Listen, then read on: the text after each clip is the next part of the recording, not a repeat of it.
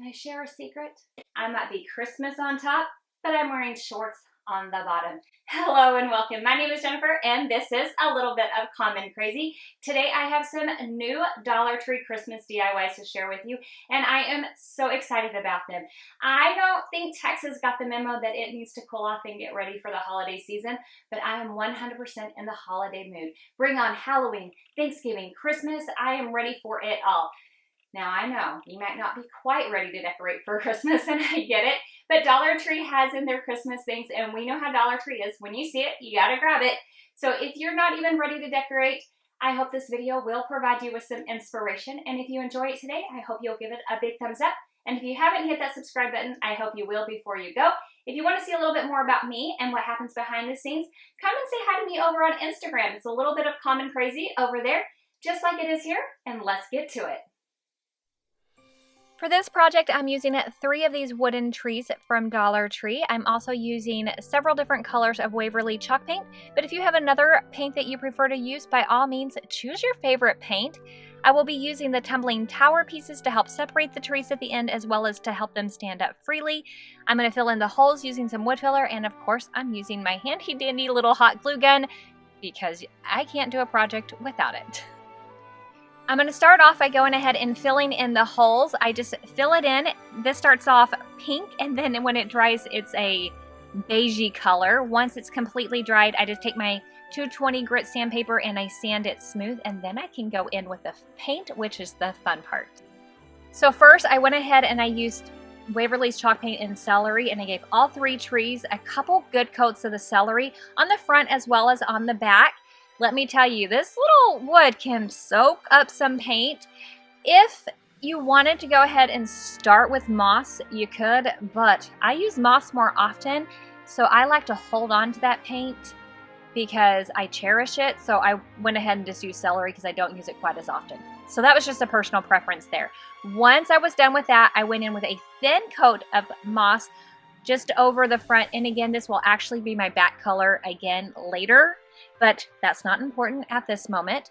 Once that thin coat was almost dry, it didn't have to be completely dried, I took a little bit of the Waverly chalk paint and moss and a little bit of black, and I mixed them together, and I got this greenish black gray color, like it's a gray green. Luckily, you can see what color I'm taking out. I love playing with paint, and if you've been around, that should not surprise you, because you can come up with some really beautiful colors by doing that. And then just taking that same brush, I'm just brushing it across almost like a dry brush thing, but I would go in with that kind of green gray. I would go back in with a little bit of moss, and then I even took one of the trees and I went in with a little bit more celery because I wanted one of my trees to be darker, one of my trees to be mid-tone, and one of my trees to be lighter. That way it looked like there was some shadowing that would happen that would be casted once I pieced this entire thing together. I hope that all makes some sense. So every tree is just slightly different. I absolutely love that. Once all the green paint had dried, I went in with a fan brush and a little bit of the Waverly chalk paint in white, and I just added it to that very top peak of the trees just to look like they had all been brushed with some snow, and I thought that it gave it just that little pop that they all needed. I went ahead and I painted all of the tumbling tower pieces in that same Waverly chalk paint and moss, so they wouldn't stick out like a sore thumb if you were to see them when you poked through the side or from behind.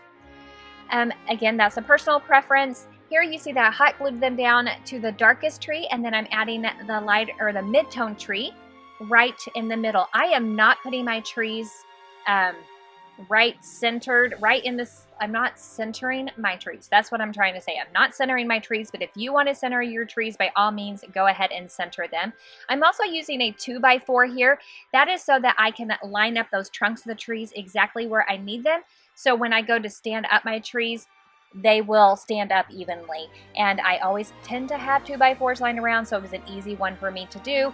If you have something else that has a straight edge that would help you to do it, that would work as well. I also took a couple of those tumbling tower pieces, hot glued them together, and now I'm hot gluing them onto the trunks of each of the trees, and that is what I used to stand the trees up. You probably could have skipped this last trunk, but just for extra measure, I went ahead and added the tumbling tower pieces to that just to make sure that I had a nice sturdy little tree base. I absolutely love how this turned out, and my 14-year-old loved it so much he thinks it would look good in his room. They have an adventure theme even after Christmas. Starting by using this peace sign, I'm going to give you a base of a project that you could use on a wreath, on a larger sign, so many different objects. Here I have some more Waverly chalk paint, some regular acrylic metallic paint, some stickers from Dollar Tree, and again, my handy dandy hot glue gun. Using a scrap piece of cardstock, notebook paper, typing paper, note card, whatever you have lying around, you're just going to do a pencil rubbing so that you can get the impression of the one side of the Christmas tree, so you're going to be able to duplicate that on the other side.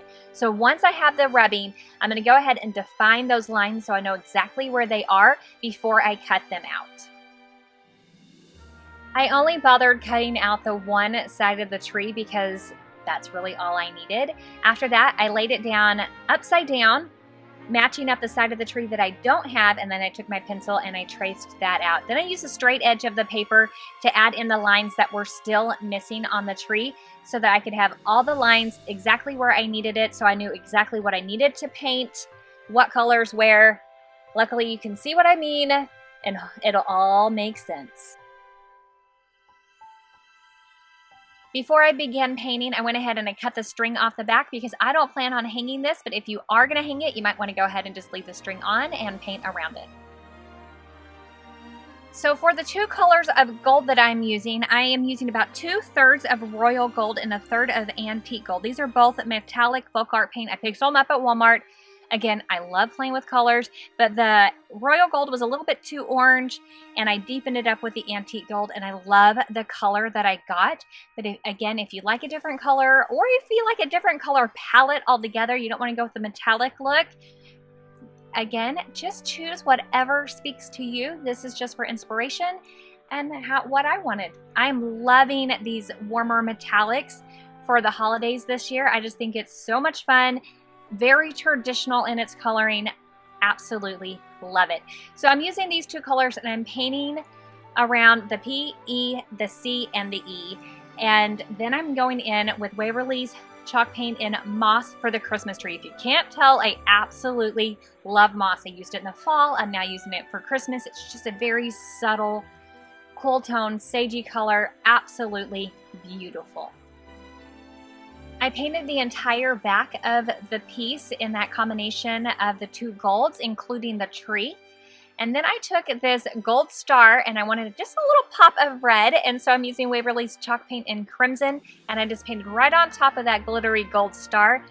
And once that dried, I just hot glued it straight onto that green star. And voila, this sign is done. And I love it. And I think peace might be my word for this season because I think we all could use a little peace. I'm actually getting two projects out of this next one using these little Dollar Tree Christmas ornaments and this box sign with beads. Before I begin working on either project, I'm going to go ahead and just take the beads off the back of the box and separate those and then set them aside. They will be used for the second project. So for the first project, here are all the different paints that I'm using plus my handy dandy little glue gun. I go ahead and I open up the back of the box and take out the insert, and then I'm painting that with Waverly's chalk paint in white. It does take about 3 coats to completely cover it up. If you don't mind the words being on the back side, you could go ahead and just paint the back side and make the back side the front side and the front side the back side. Do whatever you prefer. While my white paint is drying, I'm going in with Waverly's chalk paint and moss and giving each of the trees a nice, even, light coat of moss. I absolutely love this color and it makes a great base coat. But after that, I'm going to go in with Waverly's chalk paint in fern. It's a beautiful green, but I am going to deepen up with just a little bit of black to make it a little bit more foresty green. And I go in kind of with a dry brush technique. I'm using that very loose term because my paintbrush is fairly loaded to begin with, so I get more paint on the very first tree, a little bit less paint on the second tree, and a lot less paint on that third tree, which is what I want because I want each tree to be a little bit different. Once the green paint dried, I went back in with my little fan brush. You could also just use a really fluffy, non-dense brush if you wanted to, and I just brushed the white Waverly chalk paint along the tops of the peaks as well as the top of each of the, we'll call them branches, just to give them just that little hint of fresh fallen snow. I love the way that this looks. It just really kind of pops that green a little bit more and brings it all together and gives it more of that like wintry look. I lost the footage of me putting the lights inside, and I only put 3 of the lights inside because I found that that was the best way to keep that backing on, and then I just taped them to the box themselves, and the rest of the light box I will just leave hanging behind, but if you wanted to tape everything on, you absolutely could. To help the trees have the depth from the sign and give them that dimension, I'm just using these beads that you can get at Dollar Tree. They come in a multicolored pack. I'm using the smaller beads for the tree that's going to be closest to the sign, a medium size for the next tree, and the largest bead for the tree that's going to be furthest, and I'm trying to hide the beads as best as I can. You can see here that I glued 2 of the medium-sized beads to this tree, and now I'm going to hot glue that to the corner of the sign. After that, I'm going in with the tree that has the smallest beads on, and I was able to get 3 beads onto that, and I'm going to get the hot glue on and just slide that right underneath the other tree. And I made sure that the beads were not touching where any of the lights were at. That was really important as well. You didn't want to hot glue to those lights. After that, I made sure that I knew where I needed that large bead before I got it glued on. Once I knew that, and made sure that you couldn't see it, I went ahead and glued it first to the tree and then straight down onto the sign. And look how cute this is, and then when it lights up, it just gives me complete winter vibes. I absolutely just love this. For this project, we're going to use 1 more of those trees and the beads that came from that sign, and Waverly's chalk paint and ink, as well as some twine. If you have a tree that still has some of the little wood parts in the circles, just take something pokey and they'll poke right out. I'm giving the tree just a really easy coat of the Waverly chalk paint in black. I'm not even making sure I'm covering the entire thing, and I only went in with 1 coat. Once it's dried, I'm going in with what's called a wet distressed. I just took some water on a towel, and I'm just rubbing the edges to wipe off some of the paint. You can do this with either a chalk-based paint or a clay-based paint, and it'll just wipe right away. And it's less messy than using sandpaper. So once that was done, I went ahead and I got some twine. I went around the top hole of the tree, strung up my beads, tied a knot, and this is done. I think it's super cute. For more fun and easy holiday DIYs, make sure you check out this video. Thank you so much for spending your time with me, and I'll catch you in the next one. Bye!